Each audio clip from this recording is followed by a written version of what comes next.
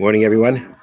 Good morning, Rabbi. We are learning Mishnah Shabbos, Perek Beis, Chapter 2, Mishnah 5. I'd like to dedicate this morning's learning in memory of my mother, Mrs. Shlomo Rabinowitz, Shlomo Spasa Rabbi Yaakov Eliezer. Okay, so now,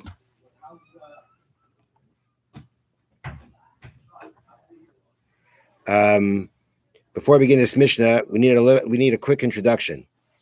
When it comes to the laws of Shabbos, so we know there are 39 avos malachas. There are 39 forbidden activities, primary activities that are forbidden, and the primary activities have a number of sub activities to them that are forbidden. In order to be chayiv on any kind of prohibited activity, according to the Torah, the act that you do has to be called melechas machshavas. That's a general rule. Shabbos act has to be melechas machshavas, a malacha of importance, a malacha that there's intent involved, and there is a concept called a malacha she'eina tzricha lagufa, a malacha that is needed or used not for its defined purpose. A malacha has a defined purpose. Now we'll see what that definition is. But that defined purpose is based on the fact that all the activities that we prohibit on Shabbos are based on the activities that were done in the construction of the Mishkan. A malacha she'eina tzricha lagufa means that that's an act that does not serve, I'm going to say the way they have it written here. It does not serve a positive purpose, but is done only to prevent something negative. Meaning, a malacha for Shabbos, a prohibited activity for Shabbos, for the Torah consider it an activity that's forbidden on Shabbos, has to be an activity that is creating something positive.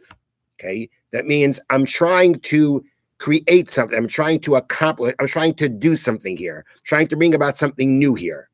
If the only reason I'm doing it is to take away a negative or to prevent a negative, that is not the kind of malacha the Torah prohibits. The classic example is the following.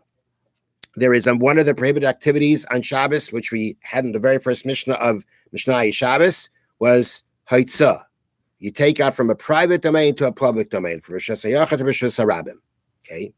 Now, the Gemara gives an example of where there's a dead body in a house, and a person wants to take the dead body out of the house.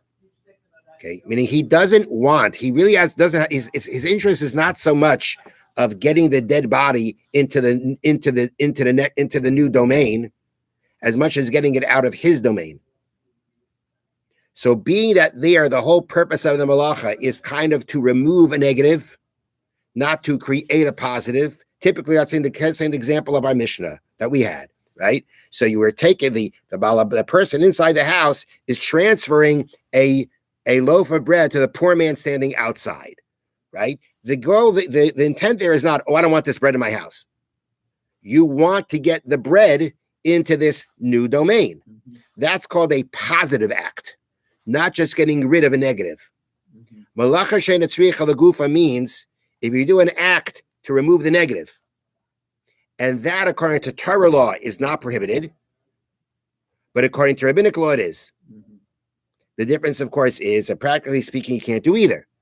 But one practical difference is the fact as to whether you did it unintentional, would it carry a sin offering, would not carry a sin offering. If you did it intentional with warning, would it carry capital punishment? Okay, that's going to be the difference between that. Now, our Mishnah is going to have an argument as to whether malacha she'eina tzricha lagufa, when you do a malacha not for its defined purpose, whether you're considered liable from the Torah or not for that. That's what we're going to see in our Mishnah. Now, the Mishnah begins like this. The Mishnah actually going to start with a case that everybody agrees to. If you extinguish a fire, now extinguishing is one of the 39 primary prohibited activities on Shabbos. But you extinguish the candle because you're afraid because of Gentiles, which the Bartuna explains means that there were certain Persians who on the day of whatever their holiday was, you cannot light a candle anywhere else but inside their temple. Okay, if you are caught lighting a candle in your own house on that day, you were done. Okay, the way they bring it down on the bottom here is they used to worship fire, and therefore on the fire yontif, on the fire holiday, Okay, only fires in the temple, not at your home. Okay, if you're caught now, again, we're talking about a situation where the Jewish people were under the Persian rule, and therefore it could be such a thing. They'd have these kind of days where it comes out that it was the holiday. Now, it could be that you lit your candle before Shabbos. The candle is burning, right? You have to have Shabbos candles, right? And I don't know why, and now it's the holiday and you're in trouble. Okay, so you put out the candle for that. Or another example is because of bandits. There are bandits roaming around, and you want to put out your candle because you don't want them to see somebody's there. Mipnei ruach ra, or because of a ruach ra, translated, or because of literally means a bad spirit, an evil spirit, but it means someone who is going through mental anguish, someone who basically needs to go needs to be in the dark, because otherwise they would go through a mental anguish that would actually be considered dangerous to their lives. Or you're doing it on behalf of a sick person who needs to sleep. And we're talking about a sick person who is a chayla sheyesh beisakana. His life he's sick enough that his life is in danger from it. And sleeping can make a difference. So in all these cases, potter. In all these cases, you're exempt. Now, in all these cases, as we know, right, in order to save a life, you're allowed to desecrate Shabbos, right? Even if it's going to be a 100% forbidden activity, if it can be if it's determined halachically that this is needed in order to save a life, you're allowed to do it. So really, in all these cases that we just had, you're doing it to save a life, either to save yours or to save somebody else's. Either the person needs the dark because he has such a mental illness that without being in the dark, it could actually be a danger to his life, or because he is that sick that without sleeping properly, it can be a danger to his life. So in all these cases, you're putting out the candle because of pikuach nefesh, because of danger to life. In those situations, there's no question you're allowed to. The Mishnah says potter, you're exempt. But exempt typically means minatari, you're exempt, but midrabanan you can't do it. In this case, it doesn't mean potter. It means more than potter. It means mutter. It means it's permissible. Since it's a question of saving a life, that can be done. That's permissible to do on Shabbos, and it's a mitzvah to do on Shabbos. Okay? Question. So, I mean, you are supposed to give up your life for idolatry. So in the case of the fire... But you're giving up life to idolatry so that you don't worship it. Here, it's not a question of you're worshiping. You're enabling the No. You're not doing an act of worship then. Okay. And therefore, that wouldn't be an issue. Okay.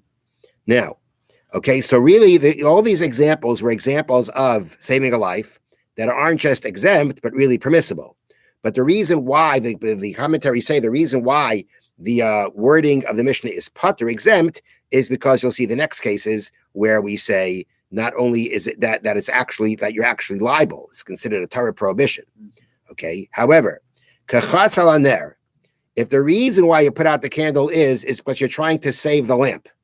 The lamp is it's getting too hot, right? It's getting too hot, and the lamp's going to break. So why do you want to put out the fire? Because it's getting too hot. You want to save the lamp. Kachas al hashemen, or you decided, you know what? I don't want all this oil used up. I want to put out the candle so as to not to use up the oil. Kachas al psila. Let's say the reason why you put it out is because you're trying to save the wick. Chayav. In all these cases, you are liable. You are obligated. It means you're liable. You have transgressed a Torah prohibition. If you did it unintentionally, you'd have to bring a sin offering when there's a Beis HaMikdash. And if you were warned with witnesses, you would be liable to capital punishment. Now, all of these cases that we just read are malacha she'eina tzricha legufa, because in all these cases, you're not putting out the fire for the purposes of whatever positive comes out of putting out a fire, which we'll see soon what it is. You're putting it out because I want to make sure that the lamp doesn't break. I want to make sure that I don't use up the oil. I don't use up the wick. That's in order to prevent, right? I don't want this thing to be used up. I want this thing to break. So in order to prevent some kind of a loss, that's why I'm putting out the candle, not to create something. So therefore, if the Mishnah says chayav, if our Tana says you're liable for it, that means that this Tana holds malacha she'eina tzricha legufa is chayav. You're liable for an act that's not for its designated purpose. Okay, so that's the first opinion of the Mishnah.